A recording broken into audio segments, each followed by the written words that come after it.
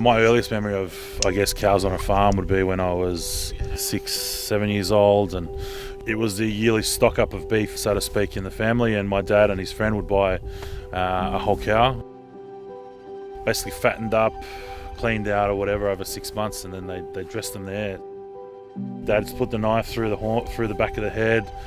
It's dropped, it's been winched up onto a tree, and the winch snaps and the cow falls on me. I've got 2 grown men laughing at me, and then I'm freaking out because I've got a 600 kilo beast on me.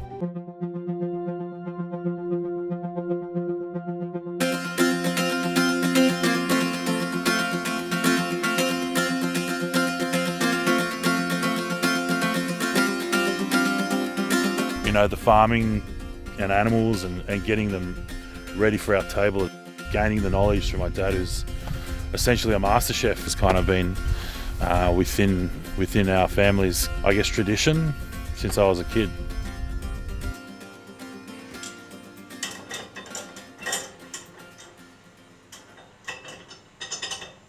When I finished year 12, I always imagined that I'd own a restaurant at some day, that would be my pride and joy.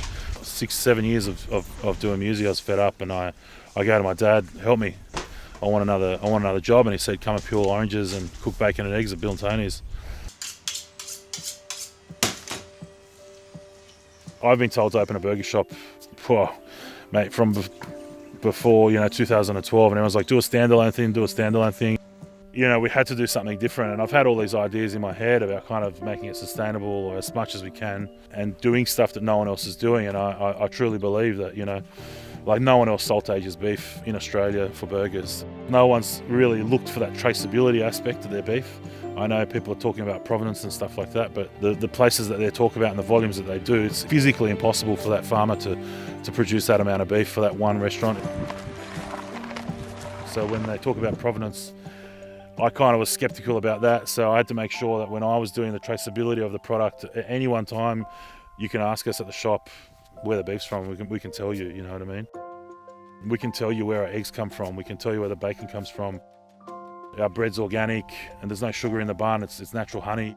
We're pasteurising our eggs there. We're making the mayonnaise all from scratch from those pasteurised eggs. All the sauces are made in-house. Barbecue, all the vegetables are smoked out the back for the barbecue sauce.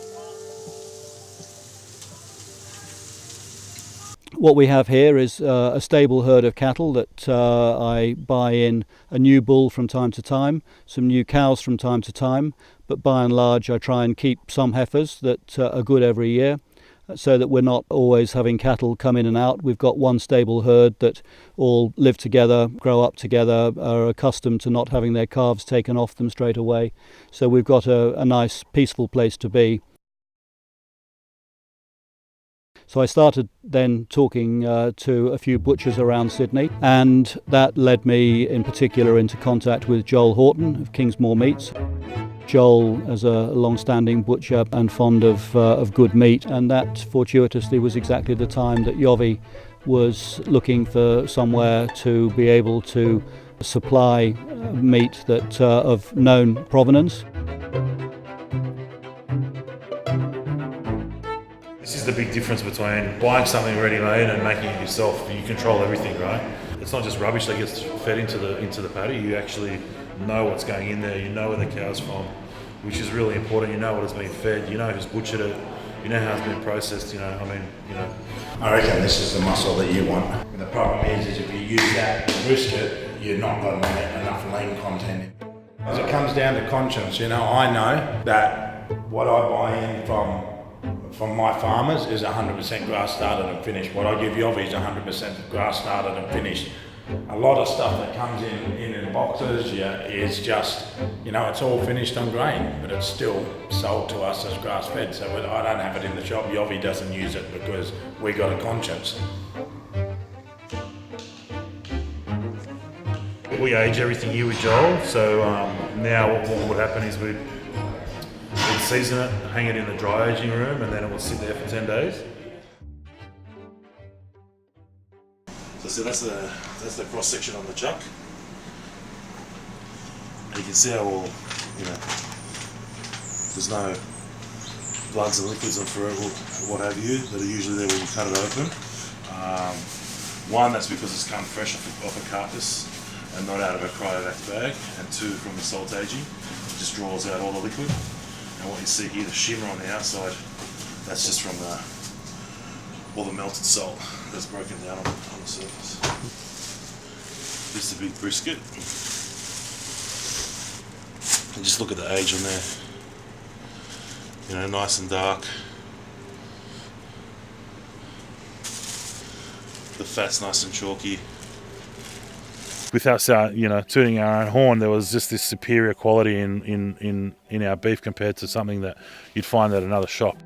And we've kept the burgers really simple. It's not about how much sauce is on there. It's not about, how many deep fried things we fucking put on the burger. It's about the beef, and that's what a burger is. If you don't have a beef patty in there, it's not a burger. It becomes a sandwich.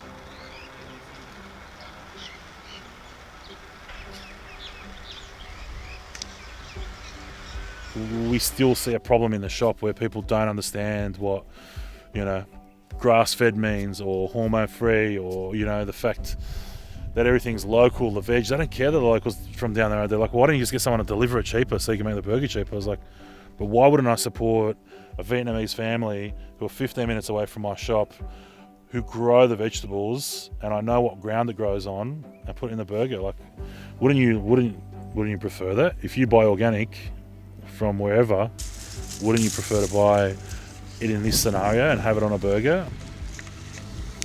So this is actually the tomatoes in the shop.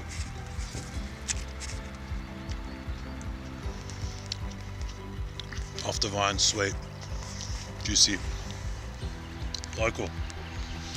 A lot of people don't care what we do with the food, to be quite honest, and that's our daily struggle, and we do wish to change that, because, mate, I'm telling you what, there's no burger shop doing what we're doing, and, mate, with the beef, let alone with our vegetables, and to top it off with our sauces and bread. Maybe you can sell me these tomatoes $10 a kilo. No, I mean $10 a box. I come with my own bucket. So the Superior Express, as we've called it, with 3 S's, is pretty much what Superior Burger was actually meant to become. It's a 1950s Austin school bus, which my partner Daniel has hand-built himself, essentially over a 2-year period.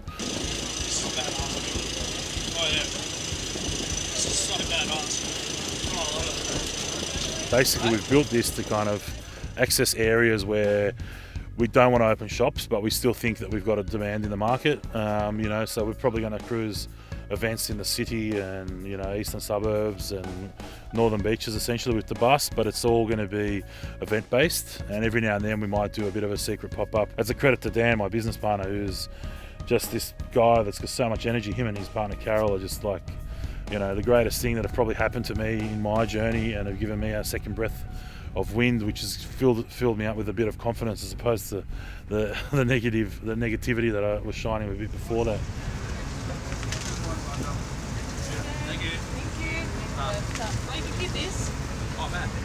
We did it for this one event for Cause anyway, and we get to the event and we're going, and I remember cooking and with flat stick, it was busy as, and all of a sudden I feel the earth move from under my feet, and I was like, far out, it's an earthquake. And then I look across the bus to the right to see where Dan was, and I just laughed at him. I go, fuck, we're in a bus. I just only fully realised that we're in a bus that we built for 2 years, and mate, the emotion that just came through me was huge, because that was a dream of Dan's. I could see it, I could see how much it meant to him that that we got this thing off the ground.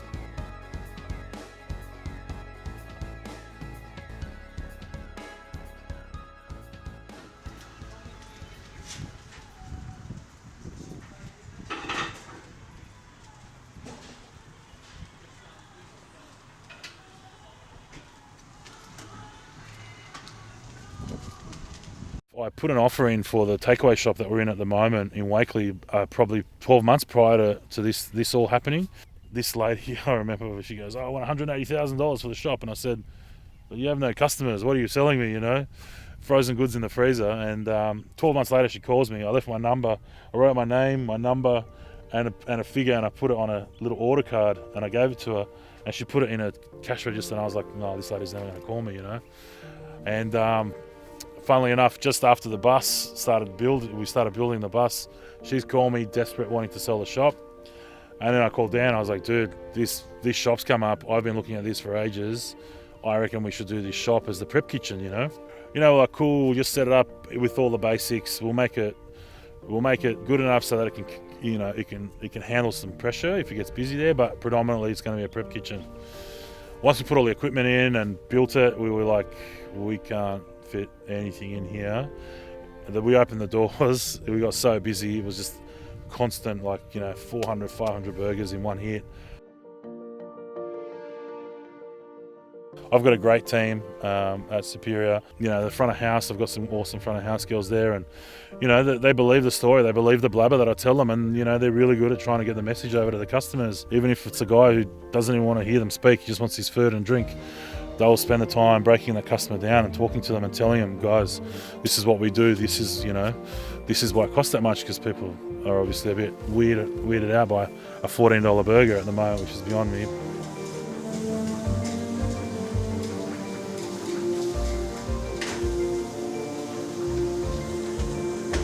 We really appreciate when we get the old boys coming back going, mate, that's a real burger. That's how they used to taste. Because back in the day, all beef was good. So when an old boy says that to you from across the room with like the gun pointed to you, you're like, yeah, thanks, man.